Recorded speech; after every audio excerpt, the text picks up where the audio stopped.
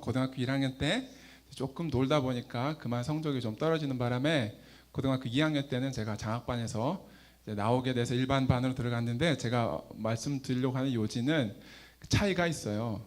고등학교 때 제가 그 1학년, 2학년을 경험하면서 느꼈던 것은 선생님이 있을 때는 큰 차이가 안 납니다. 근데 선생님이 없으면 이 장학반과 일반반이 아주 하늘과 땅 차이가 납니다.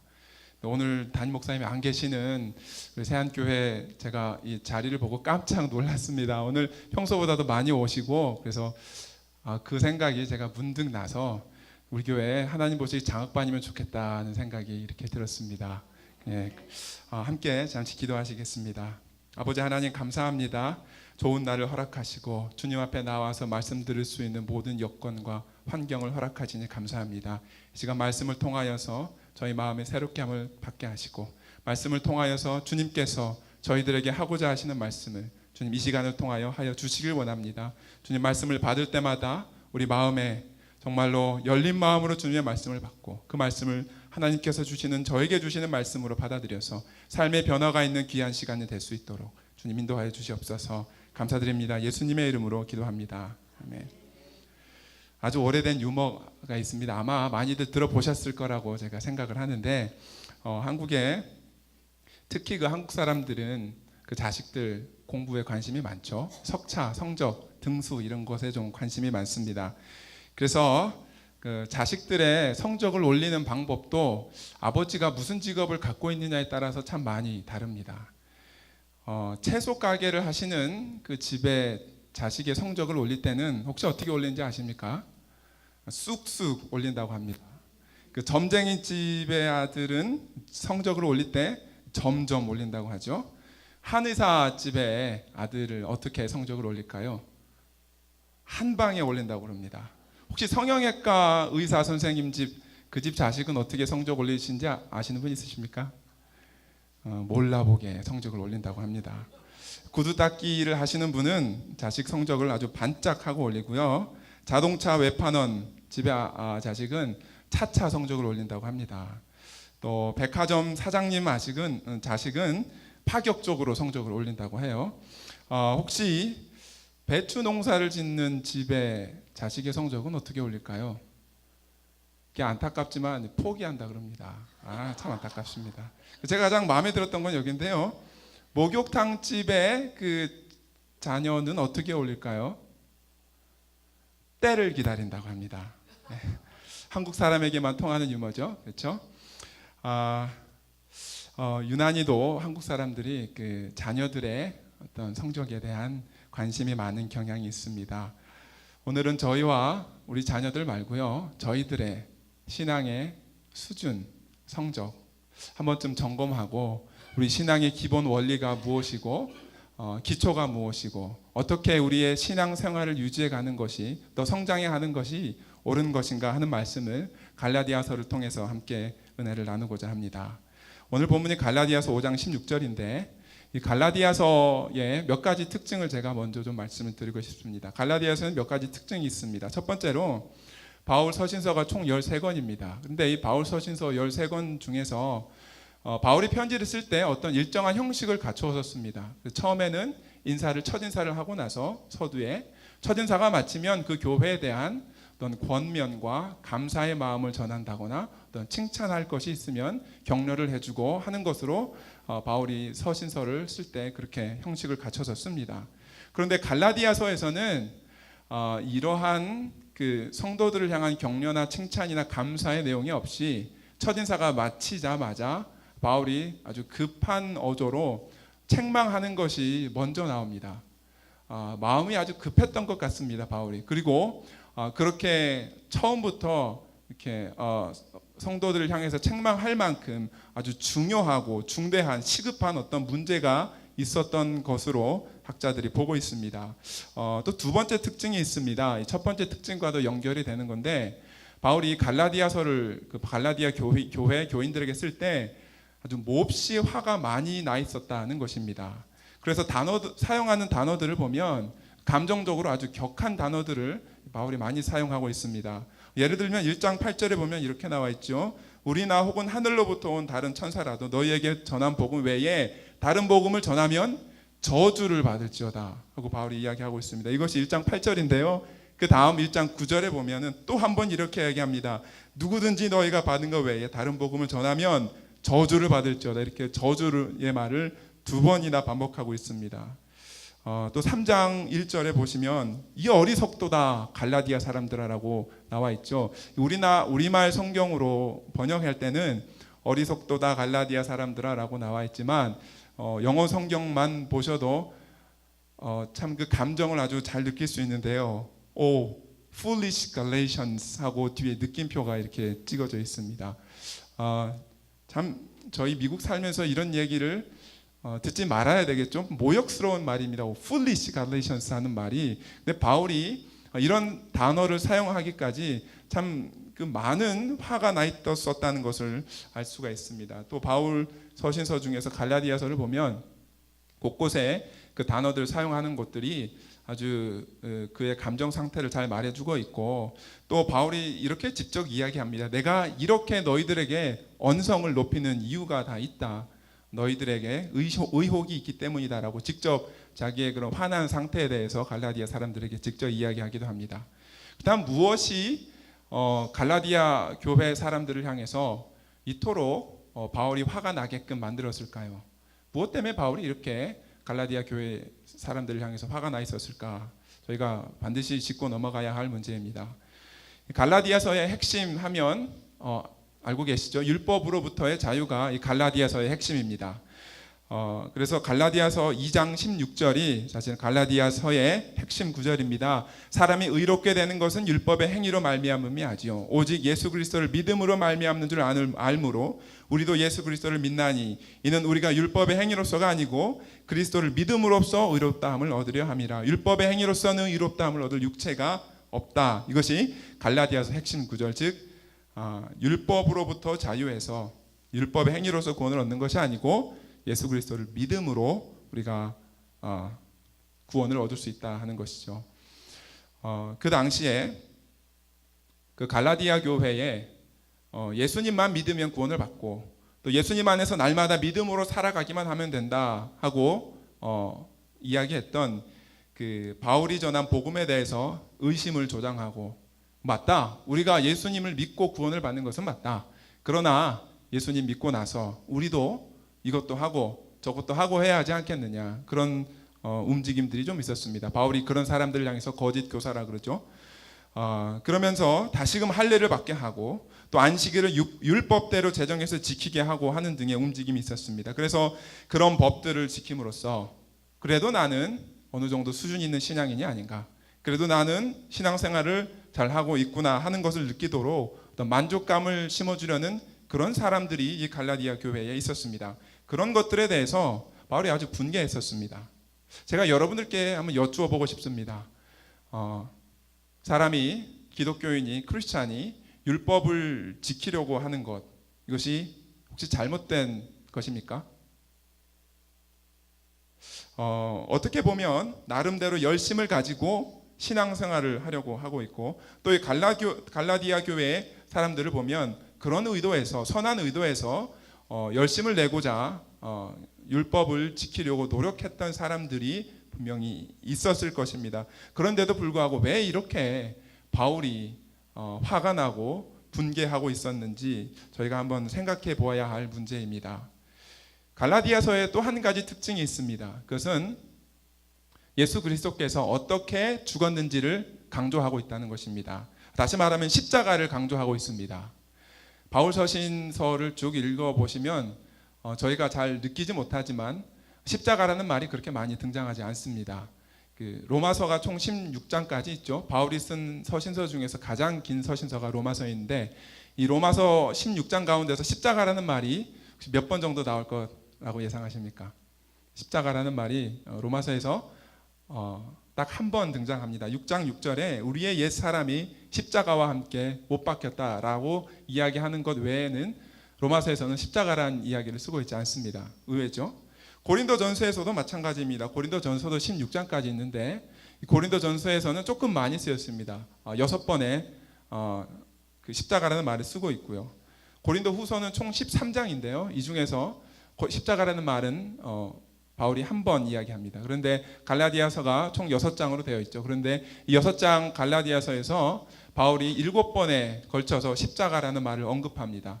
그리고 이 십자가라는 말을 언급할 때 있어서 아주 중요하게 이 말을 언급하는데, 예수 그리스도께서 왜 그 사형 선고를 받을 때 그 십자가 처형이라는 것을 선택해서 하나님께서 선택하셔서 예수 그리스도를 십자가에 못 박았는지에 대해서 구체적으로 설명하고 있는 것이 갈라디아서입니다. 특히 그 이유를 설명할 때에 구약의 율법과 관련지어서 예수 그리스도의 십자가를 설명하는 것이 갈라디아서 3장인데 13절에 이렇게 이야기합니다. 그리스도께서 우리를 위하여 저주받은 바 되사 율법의 저주에서 우리를 속량하셨으니 기록된 바 나무에 달린 자마다 저주 아래 있는 자라 하였습니다. 즉 예수님께서 십자가에 달려서 죽으신 이유, 예수님의 그 처형 방법이 십자가라는 것을 왜 십자가였는고 하는 이유를 설명하는 것은 이 갈라디아서 3장 말씀입니다. 즉 율법의 저주로 말미암아서 우리를 위하여 율법의 저주가 되어서 예수 그리스도께서 십자가에 달려 죽으셨다라는 것입니다. 그리고 이어지는 것이 이제 14절 말씀인데 14절이 아주 중요합니다. 3장 14절에 이렇게 이야기를 하는데, 이는 그리스도 예수 안에서 아브라함의 복이 이방인에게 미치게 하고 또 우리로 하여금 믿음으로 말미암아 성령의 약속을 받게 하려 함이라. 아멘. 즉 다시 말씀드리면 예수 그리스도께서 십자가에 못 박히신 이유가 구약의 율법의 저주를 받아서 우리의 저주를 그 몸에 한 몸에 담당하시고 짊어지시고 십자가에서 저주가 되어서 죽으셨습니다. 그리고 나서 우리에게 약속의 성령을 주시기 위하여 예수 그리스도께서 십자가라는 그 사형 방법으로 돌아가셨다라는 것입니다. 예수 그리스도의 십자가의 죽음을 강조하는 이유는 예수 그리스도께서 친히 율법의 저주가 되어서 우리들로 하여금 이제는 율법에서 해방되고 율법으로부터 자유를 누리고 그리고 나서 하나님의 약속인 성령을 따라 살게 하기 위해서 예수 그리스도께서 십자가를 지셨다라는 것입니다. 그래서 갈라디아서를 이해하실 때에 갈라디아서는 율법으로부터의 자유를 이야기하고 있습니다 라고만 이해하고 있으면 절반만 이해하신 것입니다. 율법으로부터 자유해서 이제는 성령을 따라 살도록 예수 그리스도께서 십자가에 못 박히셨다라는 것이 갈라디아서의 요점입니다. 제가 이 설교를 준비하면서 다시 여러 차례 이렇게 갈라디아서를 1장부터 6장까지 읽어보았는데, 짧게 빨리 읽으면 10분이면 읽고요, 조금 정독해서 읽으면 한 20분 혹은 30분이면 갈라디아서를 읽을 수 있습니다. 이번 주 중에라도 혹시 시간이 되시면 갈라디아서를 한 번 더 읽으실 때에 특별히 바울이 얼마나 이 성령의 역사에 대해서 우리에게 주신 성령에 대해서 강조하고 있는지를 생각하시면서 갈라디아서를 다시 한번 읽어보시기를 제가 권고해 드립니다. 바울이 이 갈라디아 교회를 향해서 언성을 높였던 이유가 바로 이 때문입니다.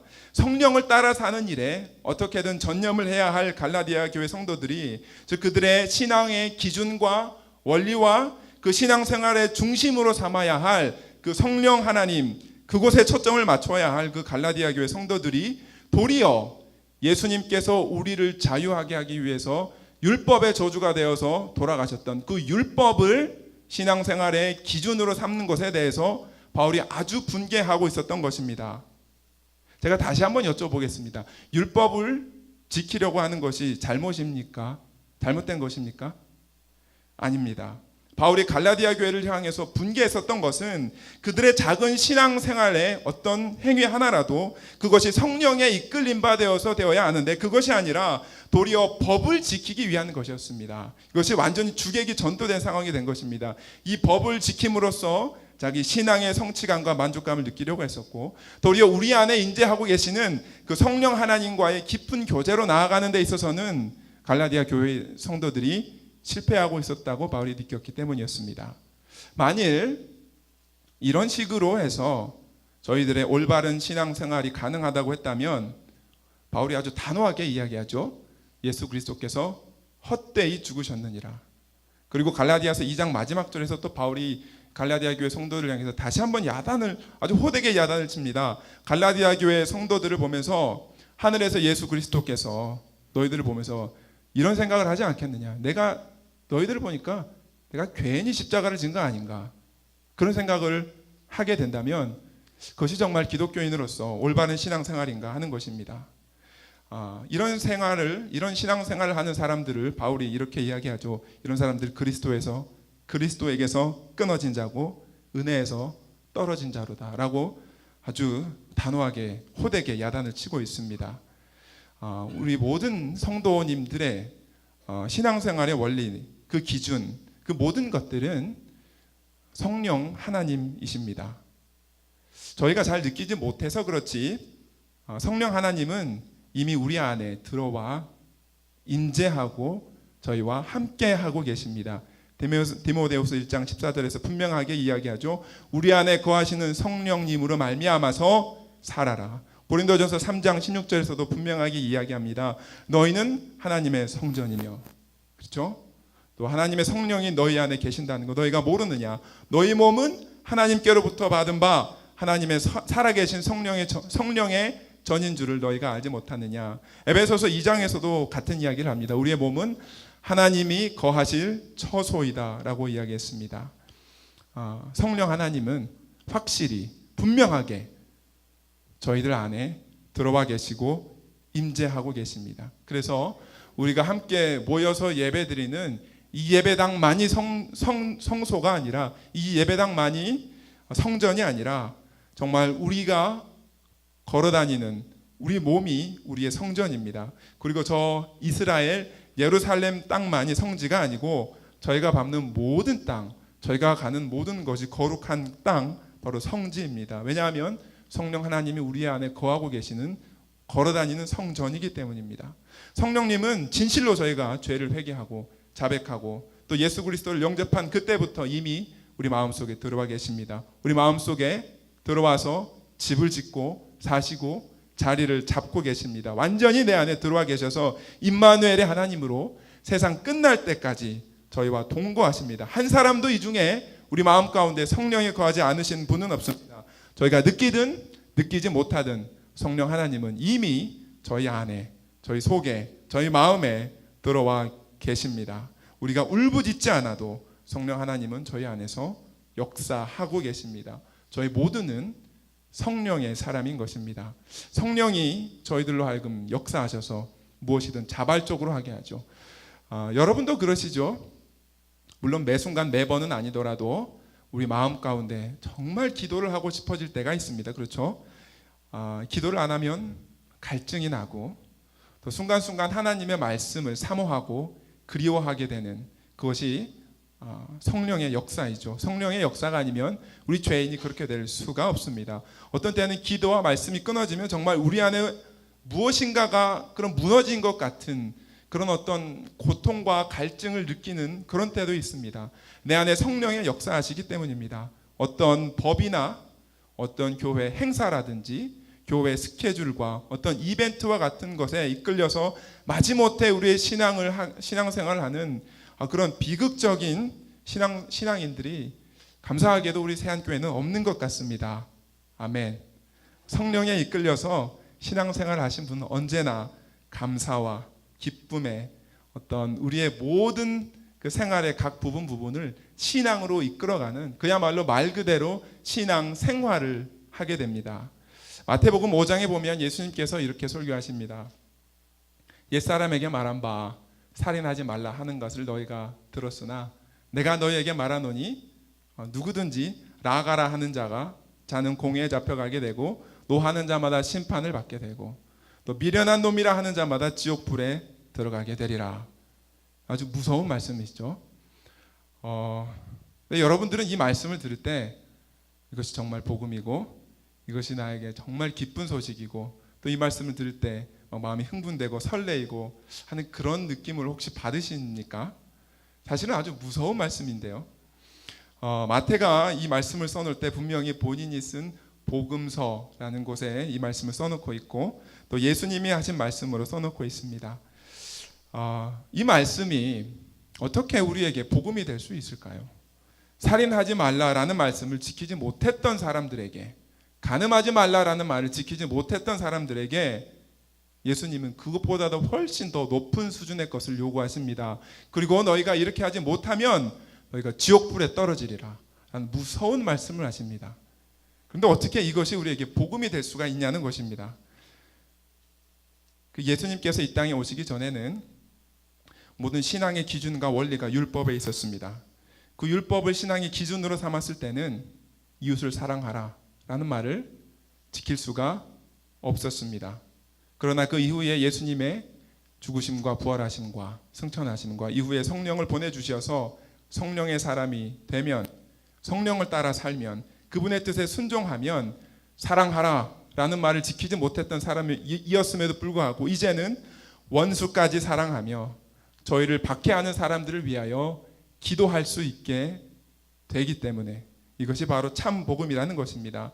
저희들의 어떤 의지로도 어떤 법으로도 할 수 없었던 그 일을 우리 안에 내주하시는 성령님께 내어 맡기면, 그리고 그분의 뜻을 따라 살고 그분께 순종하고 살고 성령을 따라서 행하면 이 모든 일들이 성령 안에서 가능하게 된다는 것입니다. 그래서 우리 속에 내주하시는 성령 하나님 때문에 오른뺨을 치면 왼뺨까지도 돌려대고, 속옷을 달라 하는 자에게 겉옷까지도 줄 수 있고, 오리를 억지로 가자 하는 자에게 심리까지도 갈 수 있는 성령의 사람이 될 수 있다는 것입니다. 우리 안에 내주하시는 성령님께서 역사하실 때, 그리고 그분의 말씀에 순종할 때 우리가 그렇게 될 수가 있다는 것입니다.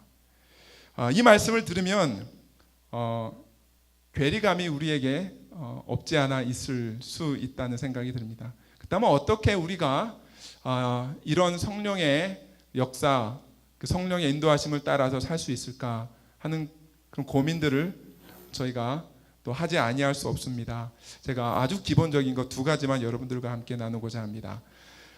저희들의 신앙은 마치 근육과 같습니다. 그래서 쓰면 쓸수록 더 튼튼해지고 더 좋아집니다. 그리고 쓰지 않으면 않을수록 더 노화되고 더 퇴화되기 마련입니다. 운동도 그렇죠. 할수록 더 늘고 안 할수록 더 줍니다. 우리의 신앙도 그렇습니다. 믿음 생활도 그렇습니다. 가능한 한 우리 안에 내주하시는 성령님과 자주 그리고 깊이 있는 교제를 하시기 바랍니다. 하나님은 살아계신 인격체이십니다. 그리고 그 하나님은 우리 안에 계셔서 우리와 교제하고 싶어 하십니다. 우리가 하나님을 만나고 싶어 하는 것보다도 더 많이 하나님께서 우리를 만나고 싶어 하십니다. 그래서 우리가 귀를 기울이면 우리 안에서 말씀하시는, 살아 역사하시는 그분의 음성을 들을 수가 있습니다. 기도할 때에, 묵상할 때에, 성경을 읽을 때에, 그리고 예배를 드릴 때에 조용히 우리 마음에 귀를 기울여 보십시오. 성령 하나님께 한번 집중을 해보십시오. 우리 마음속에서 분명하게 말씀하십니다. 그분은 살아계신 분이기 때문에 어떤 때는 하라, 어떤 때는 일어서라, 우리를 독려하고 격려하고 힘을 주시기도 하시고, 어떤 때는 아니다, 잘못됐다, 멈춰라, 하지 말라라고 저희들을 책망하시기도 하시고 저희들을 위하여 탄식하며 기도하시기도 하십니다. 우리 마음 가운데 성령 하나님이 임재하시기 때문에 그렇습니다. 그 마음에 성령의 음성에, 정말 미세한 음성에 귀를 기울이시고 그분의 음성을 들으십시오. 그것이 습관이 되어서 우리 몸에 배이면 그 어떤 여건이 우리에게 닥쳐와도 능히 이길 수 있는, 정말 흔들리지 않는 신앙인이 될 거라고 확신합니다. 두 번째로 순종하십시오. 성령이 우리 마음 가운데 무슨 말씀을 하시든지 주님 감사합니다. 주님 그렇게 하겠습니다. 주님이 평안하라 라고 이야기하실 때 하나님이 평안한 마음을 주셔야지 제가 평안하지 않습니까? 그렇죠? 사실 우리 마음이 우리 마음대로 되지 않는 것입니다. 우리 마음인데도 어떻게 우리 마음대로 되지 않는지, 그러나 사실 때때로 저희들의 마음을 돌아보면 정말 근심과 걱정이 많을 때에 대부분의 근심과 걱정은 아직 일어나지 않는 일에 대한 불안감과, 사실은 쓸데없는 불안과 걱정이 많은 저희들의 모습들도 저희가 발견하곤 합니다. 평안하라 라고 말씀하실 때에 이 모든 근심과 걱정과 이 염려들을 깨끗하게 일소시키는 것도, 그것도 우리가 해야 할 마땅한 순종이라고 했습니다. 기도하라 할 때에 순종함으로 기도하십시오. 정말 놀라운 은혜를 주실 것입니다. 성령이 우리에게 자원하는 마음을 주셔서 시작되는 아름다운 그런 신앙 생활의 연속이 될 것입니다. 많은 기독교인들이 이와 같은 신앙의 기본 원리를 알지 못해서 정말 그 신앙생활이 기쁘지 않고 부담이 되는 그런 경우들을 저희 주변에서 덜어보곤 합니다. 이런 성령이 아닌 다른 것에 의지하고 이끌려가기 시작하면 정말 저희들의 믿음 생활이 때로는 부담이 될 수도 있고 또 기쁨과 감사가 사라지는 그러한 경우들도, 안타까운 경우들도 주변에서 보곤 합니다.